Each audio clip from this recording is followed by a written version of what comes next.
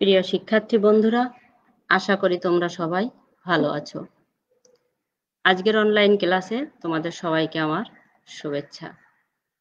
আমি Polirani Das, instructor electronics, Khulna polytechnic institute, Khulna.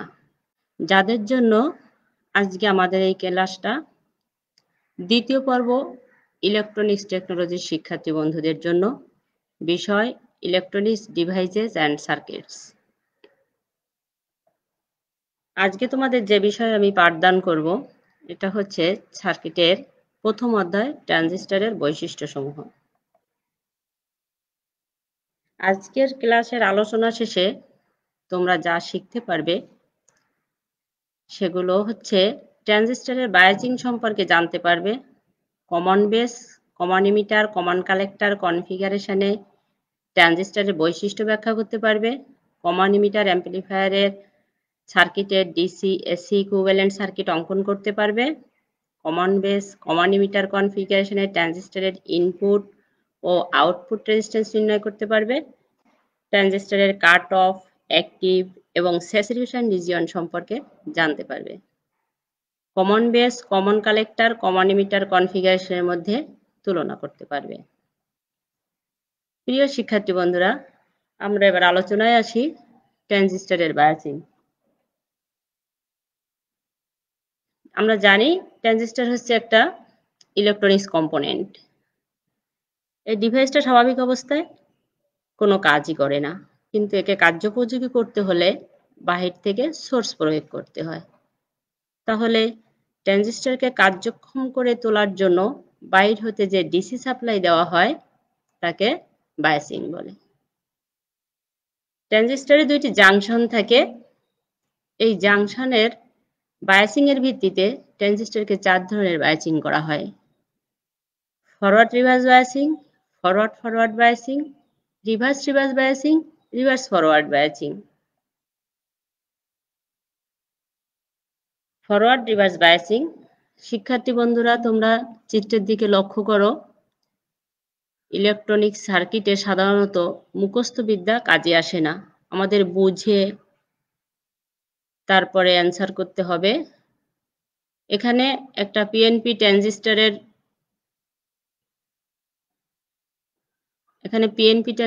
এবং NPN ট্রানজিস্টরের symbol সহ ডায়াগ্রাম অঙ্কন করা হয়েছে। P terminal emitter, N terminal base, P terminal collector. নিচেই ঠিক এই পিএনপি ট্রানজিস্টরেরই সিম্বল অঙ্কন করে আমি বায়াসিং করেছি। বায়াসিংটা আমরা পূর্ব থেকেই জানি, তবুও আমরা এখন বলবো। পি টার্মিনালের সাথে পজিটিভ, এন টার্মিনালের সাথে নেগেটিভ। এন টার্মিনালটাই বেস, পি টার্মিনালটাই ইমিটার। তাহলে ইনপুটে আমার হলো ফরওয়ার্ড বায়াসিং। আবার কালেক্টরে নেগেটিভ, বেজে পজিটিভ। বেজে মানে হচ্ছে এন টার্মিনালের সাথে পজিটিভ আর হচ্ছে পি টার্মিনালের সাথে নেগেটিভ। এখানে এটা ফরওয়ার্ড বায়াস করা হয়েছে। তাহলে পিএনপি ট্রানজিস্টরের ইনপুটে ফরওয়ার্ড বায়াস হলো, আউটপুটে রিভার্স বায়াস হলো। আবার অনুরূপভাবে এখানে এনপিএন ট্রানজিস্টরে ইনপুটে ফরওয়ার্ড বায়াস হয়েছে, আউটপুটে রিভার্স বায়াস হয়েছে। ফরওয়ার্ড বায়াসটা আমি বলছি এন টার্মিনালে নেগেটিভ। এখানে পিএনপিতে ইমিটারে দেওয়া হয়েছিল পজিটিভ, এনপিএন ট্রানজিস্টরে এখানে ইমিটারে হচ্ছে নেগেটিভ। বিষয়টা আপাতদৃষ্টিতে দেখা যাচ্ছে বায়াসিং উল্টো, কিন্তু টার্মিনাল কোনটা? এনে কিন্তু নেগেটিভ। এখানেও ছিল এনে নেগেটিভ। তোমরা এটা উল্টাপাল্টা করে ফেলবে না। এখানে ইনপুটে হয়েছে ফরওয়ার্ড বায়াস, আউটপুটে হয়েছে রিভার্স বায়াস। তাহলে আমাদের এই সার্কিটের বায়াসিং থেকে আমরা বলতে পারি যে ট্রানজিস্টর সার্কিটের ইনপুটে ফরওয়ার্ড বায়াস এবং আউটপুটে রিভার্স বায়াস দেওয়া হয় তাকে ফরওয়ার্ড রিভার্স বায়াসিং বলে। ফরওয়ার্ড রিভার্স বায়াসিং এ কালেক্টর কারেন্ট প্রায় ইমিটার কারেন্টের সমান হয়। একটি ট্রানজিস্টর এই অবস্থাতে কার্যকরী হয়। ফরওয়ার্ড বায়াসিং, আমাদের ইনপুটে এবার ফরওয়ার্ড বায়াস ঠিকই থাকবে পিএনপি এবং এনপিএন দুটোর ক্ষেত্রেতেই, কিন্তু আউটপুটের রিভার্স বায়াস ছিল, সেইটাকে আমরা চেঞ্জ করে দিয়ে ফরওয়ার্ড বায়াস করব, তাতে কালেক্টরে পজিটিভ এবং বেজে নেগেটিভ। এনপিএন ট্রানজিস্টরের কালেক্টরে নেগেটিভ, বেজে পজিটিভ।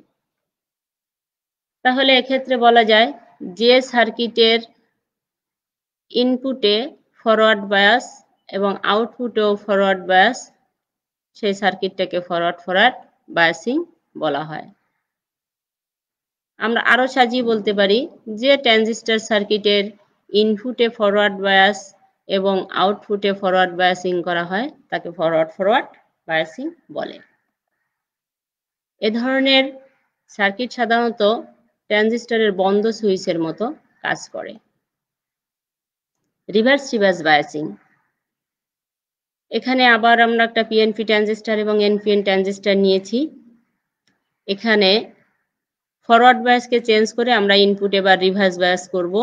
রিভার্স বায়াস ইমিটারে নেগেটিভ, বেজে পজিটিভ, আউটপুটে কালেক্টরে নেগেটিভ, বেজে পজিটিভ। আবার এনপিএন ট্রানজিস্টরের ইমিটারে পজিটিভ, বেজে নেগেটিভ, কালেক্টরে পজিটিভ, বেজে নেগেটিভ। উভয় ট্রানজিস্টরের ইনপুটে এবং আউটপুটে রিভার্স বায়াসিং করেছি। রিভার্স বায়াসিং করে তাহলে আমরা বলতে পারি যে ট্রানজিস্টর বায়াসিং সার্কিটে ইনপুটেও রিভার্স বায়াস, আউটপুটেও রিভার্স বায়াস করা হয়, সে ধরনের সার্কিটকে রিভার্স বায়াসিং বলে। এই সার্কিটটা সাধারণত ওপেন সুইচের মতন কাজ করে থাকে। শিক্ষার্থী বন্ধুরা, এবার আমরা আসবো রিভার্স ফরওয়ার্ড বায়াসিং এ।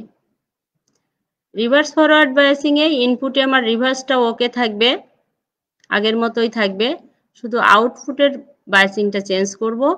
আউটপুটে কালেক্টরে ফরওয়ার্ড বায়াস করার জন্য কালেক্টরে পজিটিভ এবং বেজে নেগেটিভ। এনপিএন ট্রানজিস্টরের কালেক্টরে নেগেটিভ, বেজে পজিটিভ দিয়ে আমরা ফরওয়ার্ড বায়াসিং করেছি। এই রিভার্স ফরওয়ার্ড বায়াসিংটায় আমরা বলতে পারি ইনপুটে রিভার্স বায়াস এবং আউটপুটে ফরওয়ার্ড বায়াসিং করে যে সার্কিট অঙ্কন করা হয় তাকে রিভার্স ফরওয়ার্ড বায়াসিং বলা হয়। সার্কিটের এই ব্যবহারটা খুবই কম করা হয়। এবার আসি কমন বেস কনফিগারেশনের বৈশিষ্ট্য আলোচনায়। আমরা চিত্রে দেখতে পাচ্ছি একটা কমন বেস কনফিগারেশনের চিত্র অঙ্কন করা হয়েছে। কমন বেস কাকে বলে? এখানে একটা ট্রানজিস্টর আছে, ইমিটার, এটা বেস, এটা কালেক্টর।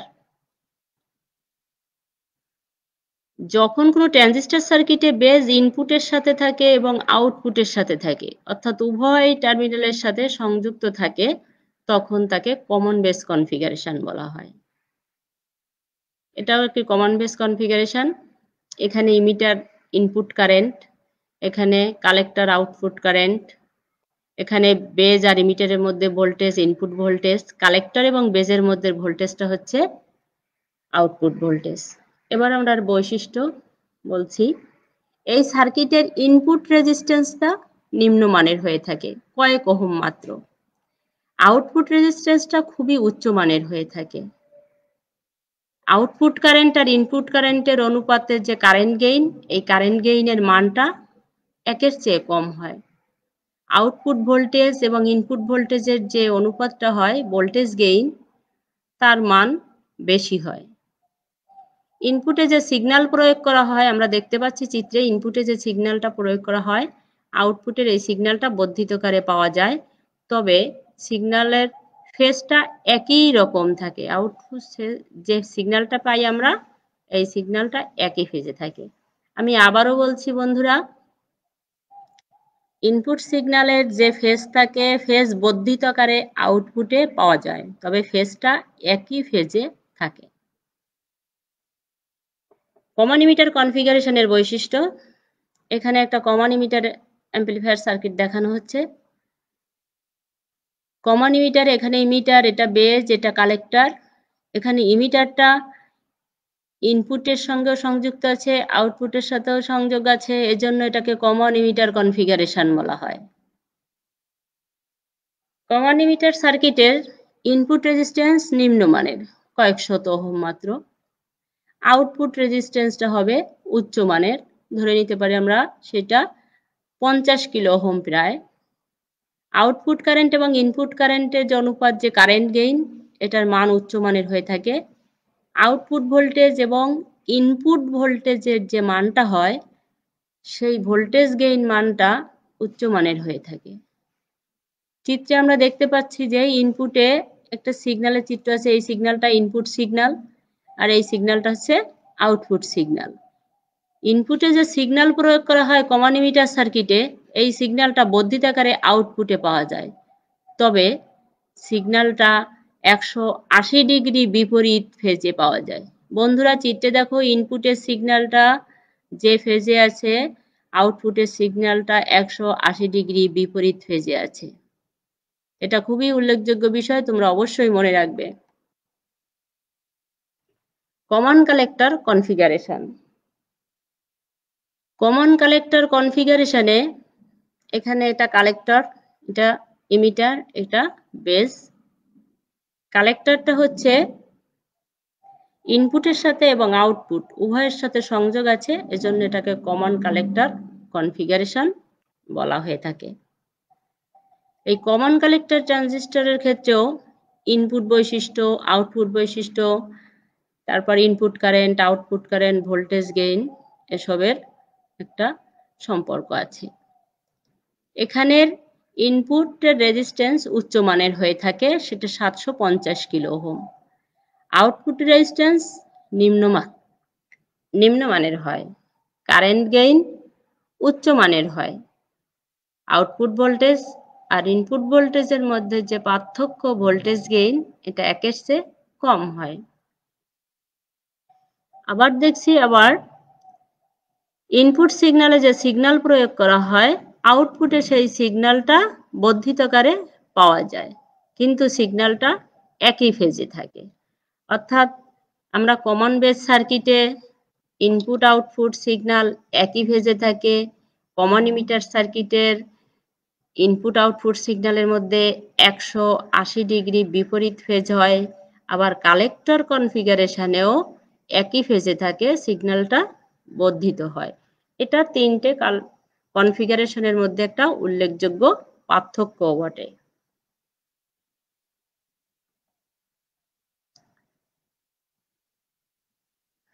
কমন ইমিটার অ্যাম্পলিফায়ার সার্কিটের ডিসি ইকুইভ্যালেন্ট সার্কিট অঙ্কন করতে হবে।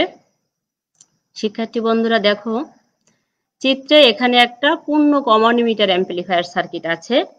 ইনপুট সিগন্যাল আছে, ইনপুট ক্যাপাসিটার আছে, VCC supply, bypass capacitor, stabilize resistor, output capacitor অর্থাৎ coupling capacitor, R L load, পূর্ণ সার্কিট। এই সার্কিট থেকে ডিসি ইকুইভ্যালেন্ট সার্কিট তৈরি করতে হবে। ডিসি ইকুইভ্যালেন্ট সার্কিটের দুটো শর্ত আছে। এখানে সকল এসি সোর্স জিরো করতে হবে, সকল ক্যাপাসিটার খুলে ফেলতে হবে। এসি সোর্স অর্থাৎ এসি সিগন্যাল, আর ক্যাপাসিটার ইনপুটের ক্যাপাসিটার, আউটপুটের ক্যাপাসিটার, বাইপাস ক্যাপাসিটার, এগুলো যদি আমরা খুলে ফেলি তাহলে যে সার্কিটটা দাঁড়াবে সেটাই হচ্ছে ডিসি ইকুইভ্যালেন্ট সার্কিট। ডান পাশে দেখো, আমি কমন ইমিটার সার্কিট থেকে একটা ডিসি ইকুইভ্যালেন্ট সার্কিট অঙ্কন করেছি। এখানে কোনো এসি সোর্স নেই অথবা কোনো ক্যাপাসিটারেরও উপস্থিতি নেই, কিন্তু একটা সার্কিট সম্পন্ন হয়েছে। সাপ্লাই আছে, R1 R2 রেজিস্টার আছে, ট্রানজিস্টর আছে, এটা হচ্ছে ডিসি ইকুইভ্যালেন্ট সার্কিট। শর্ত দুটো অবশ্যই মনে রাখতে হবে, শর্তের সাথে সম্পর্ক রেখে সার্কিটের কানেকশন করতে হবে। কমন ইমিটার অ্যাম্পলিফায়ার সার্কিটের এসি ইকুইভ্যালেন্ট সার্কিট। এখানে সেই পূর্ণ কমন ইমিটার অ্যাম্পলিফায়ার সার্কিট, এখানে একটা আছে AC equivalent circuit. AC equivalent সার্কিটটা কিভাবে অঙ্কন করেছি, এর জন্য দুটো শর্ত আছে। সকল ডিসি সোর্স জিরো করতে হবে, আর সকল ক্যাপাসিটার অর্থাৎ সি ইন, সিসি, সিই, এই ক্যাপাসিটারগুলো শর্ট করে দিতে হবে।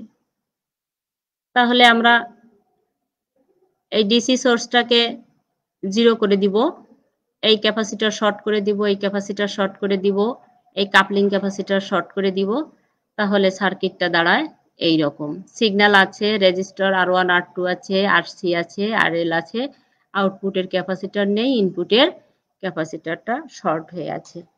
এটা হচ্ছে এসি ইকুইভ্যালেন্ট সার্কিট। শিক্ষার্থী বন্ধুরা সত্যটা মনে রাখবে, তাহলে সার্কিটটা তোমার আর মুখস্থ করতে হবে না। কমন ইমিটার অ্যাম্পলিফায়ার সার্কিট থেকেই তুমি এসি ইকুইভ্যালেন্ট সার্কিট অঙ্কন করতে পারবে। কমন বেস কনফিগারেশনে ট্রানজিস্টরের ইনপুট আউটপুট রেজিস্ট্যান্স নির্ণয়। আমার কমন বেস সার্কিটটা আছে, এর ইনপুট রেজিস্ট্যান্সটা কিভাবে পাবো?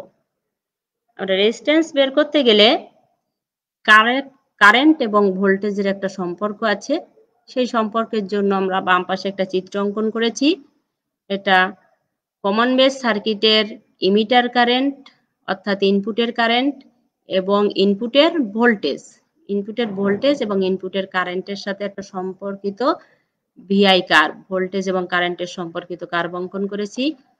ইমিটার কারেন্টকে আইই দ্বারা সূচিত করে ওয়াই অক্ষ বরাবর এখানে দেখানো হয়েছে, আর ইনপুট ভোল্টেজ ভিইবি এটাকে এক্স অক্ষ বরাবর দেখানো হয়েছে। তাহলেই আমার এই কার্ভটা ইনপুট ভোল্টেজ এবং কারেন্টের মধ্যে বৈশিষ্ট্য কার্ভ। ইনপুট রেজিস্ট্যান্সটা তাহলে কিভাবে পাবো? আউটপুটের ভোল্টেজটা যখন স্থির থাকবে, আউটপুটের ভোল্টেজ হচ্ছে কালেক্টর এবং বেজের মধ্যে ভোল্টেজ, এই ভোল্টেজটা যখন স্থির থাকবে তখন ইনপুটের ভোল্টেজ এবং ইনপুটের এই যে ইমিটার কারেন্ট আছে এর অনুপাতের সামান্য পরিবর্তনের অনুপাতকে বলা হবে ইনপুট রেজিস্ট্যান্স। এর মান কয়েক ওহম পর্যন্ত হয়ে থাকে। কমন বেস কনফিগারেশনে ট্রানজিস্টরের আউটপুট রেজিস্ট্যান্স নির্ণয়। এখানেও আমরা দেখতে পাচ্ছি কমন বেস সার্কিট আছে, আমরা ইনপুটের রেজিস্ট্যান্সটা দেখেছি, এবার আউটপুটের রেজিস্ট্যান্সটা দেখব। আউটপুটের রেজিস্ট্যান্সটা কি হচ্ছে? এখানে কালেক্টর আউটপুট কারেন্টকে ওয়াই অক্ষ বরাবর সূচিত করা হয়েছে এবং আউটপুটের ভোল্টেজটাকে ভিবিসি বা সিবিকে এক্স অক্ষ বরাবর সূচিত করা হয়েছে। ভোল্টেজ বাড়ার সাথে সাথে কারেন্টটা বাড়তে থাকবে, সেই কার্ভটা এই ভিআই কার্ভ বা ভোল্টেজ ও কারেন্টের সম্পর্কিত কার্ভ। তাহলে আমরা আউটপুটের রেজিস্ট্যান্সটা কিভাবে পাবো? ইনপুটের যে কারেন্টটা আছে ইমিটার কারেন্ট, এই কারেন্টটা যখন স্থির থাকবে তখন এই বেজ আর কালেক্টরের মধ্যবর্তী ভোল্টেজ ও কালেক্টর কারেন্টের পরিবর্তনের যে অনুপাতটা হবে সেটাকে বলা হবে আউটপুট রেজিস্ট্যান্স।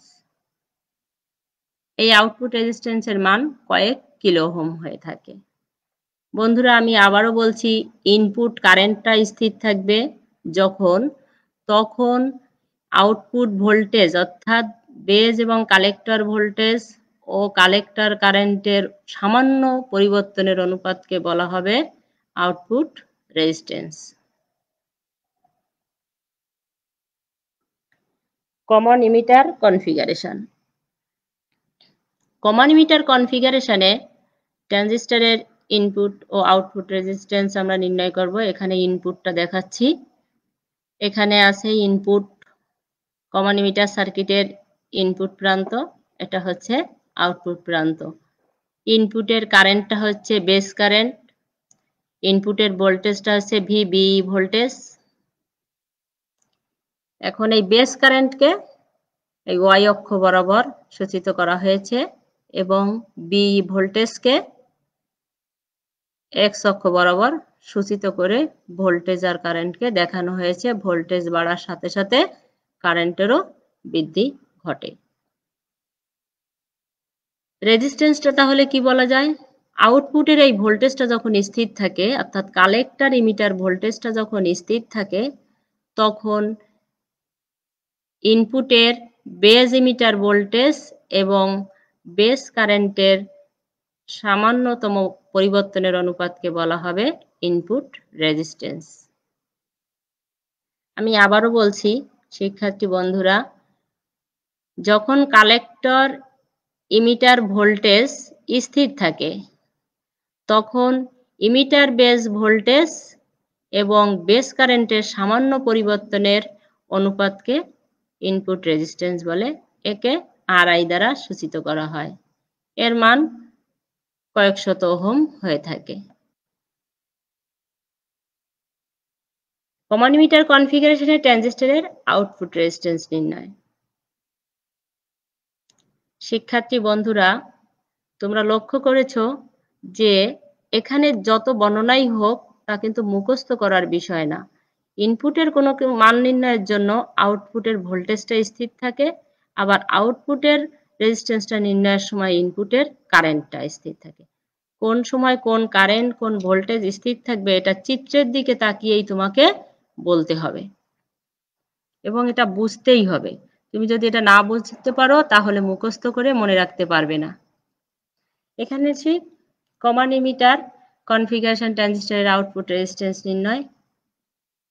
আমি কমন ইমিটার ট্রানজিস্টরের আউটপুটের ক্ষেত্রে এখানে আউটপুট কারেন্ট আছে কালেক্টর কারেন্ট, আউটপুট ভোল্টেজ আছে সিই ভোল্টেজ, ভোল্টেজকে এক্স অক্ষ বরাবর, কারেন্টকে ওয়াই অক্ষ বরাবর সূচিত করে দেখানো হয়েছে। এখানে ভোল্টেজ এক্স অক্ষ বরাবর বাড়তে থাকলে এবং কারেন্ট ওয়াই অক্ষ বরাবর বাড়তে থাকলে কার্ভটা এইরকম দেখা যাবে। এটা ভোল্টেজ আর কারেন্টের মধ্যে ভিআই কার্ভ। তাহলে রেজিস্ট্যান্সটা কি হতে পারে আউটপুটের? আউটপুটের রেজিস্ট্যান্স হবে, এই বেস কারেন্টটা স্থির থাকবে, তখন আউটপুট ভোল্টেজ ভি সিই ভোল্টেজ এবং কালেক্টর কারেন্টের সামান্য পরিবর্তনের অনুপাতকে আউটপুট রেজিস্ট্যান্স বলে। এই আউটপুট রেজিস্ট্যান্সকে 0 দ্বারা সূচিত করা হয়। এর মান 50 কিলো ওহম পর্যন্ত।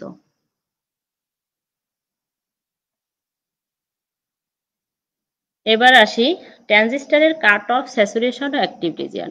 একটা ট্রানজিস্টর যে সম্পূর্ণ কাজ করে তাকে এই 3টি রিজিয়নে ভাগ করা হয়। কি কি রিজিয়নে কাজ করে আমরা সেটা আলোচনা করছি। এখানে একটি ট্রানজিস্টর দেখানো আছে, যে কোনো ট্রানজিস্টর হতে পারে, common base, common emitter, common collector. এখানে কমন ইমিটার ট্রানজিস্টর দেখানো হয়েছে। ডান পাশে এর কাটটা যে কি কি রিজিয়ন থাকে, নিচে এখানে কাট অফ রিজিয়ন, এটি স্যাচুরেশন রিজিয়ন। কাট অফ আর স্যাচুরেশনের মাঝখানে অ্যাক্টিভ রিজিয়ন আছে। এখন এই সিচুয়েশনগুলো কিভাবে হয় আমরা চিত্র থেকে দেখি। যখন ইনপুট অর্থাৎ বেস ভোল্টেজ 0 হয়, এই বেস ভোল্টেজটা 0 হয়, তখন বেজের মধ্য দিয়ে আইবি কারেন্ট প্রবাহিত হয় না, ফলে কালেক্টরেও কোনো কারেন্ট প্রবাহিত হয় না। এ সময় আবার কালেক্টরে সামান্য পরিমাণ লিকেজ কারেন্ট পাওয়া যায়, অর্থাৎ বেস কারেন্ট যখন প্রবাহিত হয় না তখন বেজ আর ইমিটারের মধ্যে মাইনরিটি চার্জ ক্যারিয়ারের জন্য সামান্য পরিমাণ কারেন্ট প্রবাহিত হয়। এই কারেন্টটাকে বলা হয় লিকেজ কারেন্ট। এই অবস্থা আছে ট্রানজিস্টরের কাট অফ রিজিয়ন। এটা ট্রানজিস্টরের কাট অফ রিজিয়ন। এরপরে আসি, ট্রানজিস্টরের ইনপুট ভোল্টেজ যথেষ্ট পরিমাণ পজিটিভ করা হলে আইবি বাড়তে থাকে। আইবি বাড়ার সাথে সাথে কালেক্টর কারেন্টও বাড়তে থাকে। কালেক্টর কারেন্ট বাড়তে বাড়তে এক সময় কালেক্টর কারেন্ট আর বৃদ্ধি পায় না। সেইটা হচ্ছে আরসি এবং ভিসিসি এর কারণে একটা নির্দিষ্ট পয়েন্টে যে কালেক্টর কারেন্ট আর বাড়ে না। এই সেই পয়েন্টটা হচ্ছে স্যাচুরেশন পয়েন্ট। অর্থাৎ বলতে পারি ট্রানজিস্টরের কালেক্টর কারেন্ট যখন সর্বোচ্চ মানে পৌঁছায় তখন স্যাচুরেশন বলে। তাহলে ট্রানজিস্টরের এই পজিশনটা গেল কাট অফ পজিশন, এই পজিশনটা হচ্ছে স্যাচুরেশন। এখন আছে অ্যাক্টিভ। তাহলে যখন থেকে ট্রানজিস্টরটা কাজ করা শুরু করলো, অর্থাৎ কাট অফ এবং স্যাচুরেশন রিজিয়নের মধ্যবর্তী রিজিয়নকে অ্যাক্টিভ রিজিয়ন বলে। এই সময়টা ট্রানজিস্টর কার্যকরী অবস্থায় থাকে। শিক্ষার্থী বন্ধুরা, তাহলে ট্রানজিস্টরের 3টি অবস্থা দেখা গেল। প্রথমে ট্রানজিস্টরটা অফ অবস্থায় ছিল, কোনো কালেক্টর কারেন্ট প্রবাহিত হয় নাই। আবার যখন আমি ভোল্টেজ বাড়াতে থাকলাম, বেস কারেন্টও বাড়তে থাকলো, কালেক্টর কারেন্টও বাড়তে থাকলো। তখন একটা নির্দিষ্ট অবস্থায় যে কালেক্টর কারেন্ট থেমে গেল, এই সিচুয়েশনটা হচ্ছে স্যাচুরেশন অবস্থান, এবং স্যাচুরেশন এবং কাট অফের মধ্যবর্তী রিজিয়নটা হচ্ছে অ্যাক্টিভ রিজিয়ন। এই তিনটি রিজিয়নে ট্রানজিস্টর কাজ করে। এখানে যদিও আমি চিত্রের সাহায্যে আলোচনা করেছি, আবার রিজিয়ন কটা বর্ণনা আমি এখানে লিখে দিয়েছি, তোমরা পরবর্তীতে এগুলো আবার সময় সুযোগ মতো দেখতে পারবে। এরপরে আসি common base, common emitter, common collector কনফিগারেশনের তুলনা। শিক্ষার্থী বন্ধুরা, আজকের আলোচনার মধ্যে common base, common emitter, common collector তিনটে সার্কিটের বিভিন্ন দিক আলোচনা করা হয়েছে। এই আলোচনা থেকে একটা তুলনা আমরা সারাংশতে আসতে পারি। কমন বেস, কমন বেসের ইনপুট রেজিস্ট্যান্স লো, কমন ইমিটারের ইনপুট রেজিস্ট্যান্স লো, কমন কালেক্টরের ইনপুট রেজিস্ট্যান্স খুব বেশি, আউটপুটের রেজিস্ট্যান্স খুব বেশি, কমন ইমিটারের আউটপুট রেজিস্ট্যান্সও বেশি, আর কমন কালেক্টরের আউটপুট রেজিস্ট্যান্স কম। এগুলো আমাদের ভিতরেই আলোচনা হয়ে গেছে, ভোল্টেজ গেইন, পাওয়ার গেইন সবকিছুই। হাই ফ্রিকোয়েন্সিতে কমন বেস ব্যবহার করা হয়, কমন বেস সার্কিটটা হাই ফ্রিকোয়েন্সিতে ব্যবহার করা হয়, কমন ইমিটারটা অডিও ফ্রিকোয়েন্সিতে ব্যবহার করা হয়, কমন কালেক্টর ইম্পিডেন্স ম্যাচিং এর কাজে ব্যবহার করা হয়। ইনপুট আউটপুট ফেজ পার্থক্য আমাদের পূর্বে আলোচনা হয়ে গেছে। প্রিয় শিক্ষার্থী বন্ধুরা, তোমাদের বাড়ির কাজ থাকবে common base, common emitter, common collector কনফিগারেশনের চিত্র অঙ্কন করবে। কমন ইমিটার অ্যাম্পলিফায়ার সার্কিটের এসি/ডিসি ইকুইভ্যালেন্ট সার্কিট অঙ্কন করবে। কমন বেস, কমন ইমিটার কনফিগারেশনের ইনপুট আউটপুট বৈশিষ্ট্য রেখা অঙ্কন করবে। ট্রানজিস্টরের কাট অফ, অ্যাক্টিভ ও স্যাচুরেশন রিজনের চিত্র অঙ্কন করবে।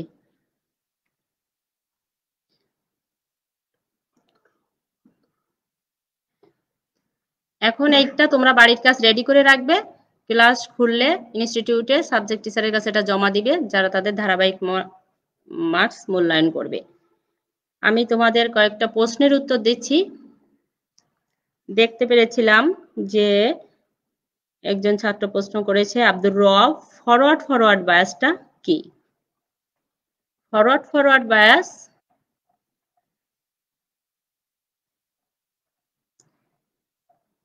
ফরওয়ার্ড বায়াসটা হচ্ছে ইনপুটেও ফরওয়ার্ড বায়াস প্রয়োগ করা হবে, ইনপুটেও ফরওয়ার্ড বায়াস প্রয়োগ করা হবে, আউটপুটেও ফরওয়ার্ড বায়াস প্রয়োগ করা হবে। এটা হচ্ছে ফরওয়ার্ড বায়াস। এটা হচ্ছে ফরওয়ার্ড বায়াস। আমি আবারও বলছি, পিএনপি হোক আর এনপিএন ট্রানজিস্টর হোক, ইনপুটেও ফরওয়ার্ড বায়াস প্রয়োগ করা হবে, আউটপুটেও ফরওয়ার্ড বায়াস প্রয়োগ করা হবে। আমার আরেকজন শিক্ষার্থী বন্ধু প্রশ্ন করেছে, কাট অফ অ্যাক্টিভ রিজিয়ন বা স্যাচুরেশনটা কি? কাট অফ অ্যাক্টিভ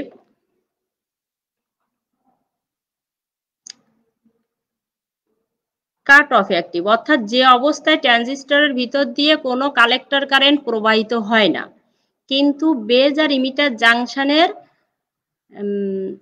মাইনরিটি চার্জ ক্যারিয়ারের কারণে কালেক্টরে সামান্য লিকেজ কারেন্ট প্রবাহিত হয়, সেটা হচ্ছে কাট অফ রিজিয়ন। তোমাদের যদি আরো প্রশ্ন থাকে তোমরা এগুলো নোট রাখবে, আমি আগামী ক্লাসে আবার চেষ্টা করব তোমাদেরকে সে প্রশ্নগুলোর উত্তর দেওয়ার জন্য।